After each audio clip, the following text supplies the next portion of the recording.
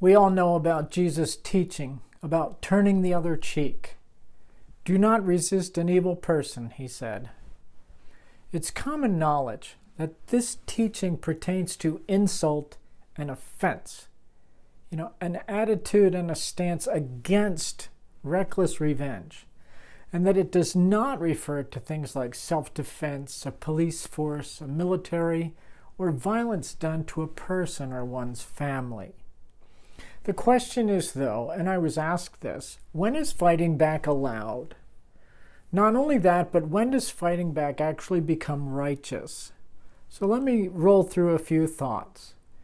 Whenever fighting is an option, we must be more than careful because sin is crouching at the door, as God tells Cain in Genesis 4:7.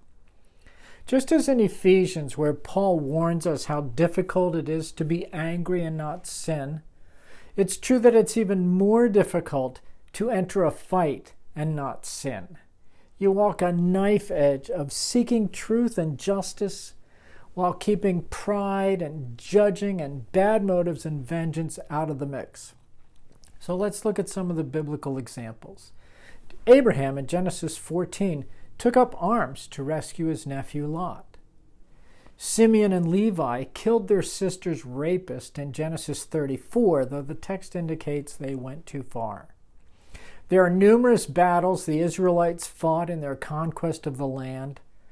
The book of Judges is full of warfare to throw off oppressors.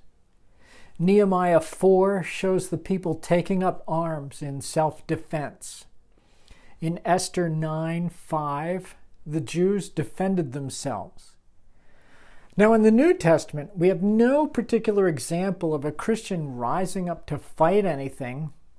But then again, aside from the martyrdoms of Stephen and James and some anonymous Christians at the hands of Saul, we have no text about a Christian needing to. But again, none of what the New Testament is saying is pertaining to violence against individuals or families or by the police or courts or the military. The New Testament examples are all about suffering for one's faith, which is sometimes a very different thing, and the New Testament treated it differently.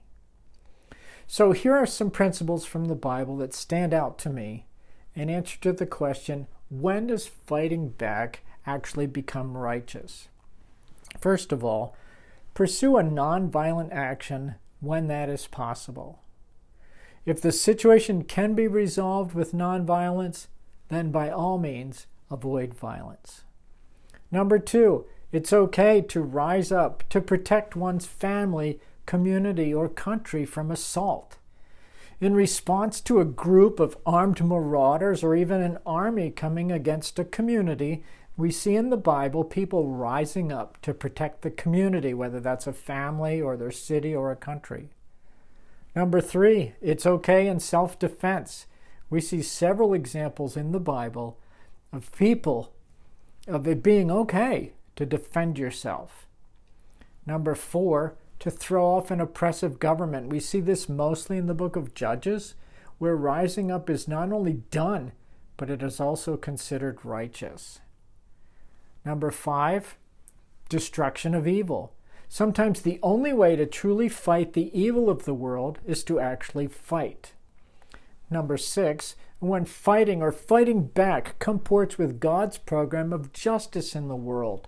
We are called to be people of justice, and in a violent world, sometimes the only way to justice is with the sword. Now, many of you probably know that books have been written about the subject of just war theory and when it's righteous for Christians to rise up. In my biblical analysis here, I certainly have not included everything, but I tried to catch general principles. This is a very deep subject, but really worth talking about. So let's have a discussion.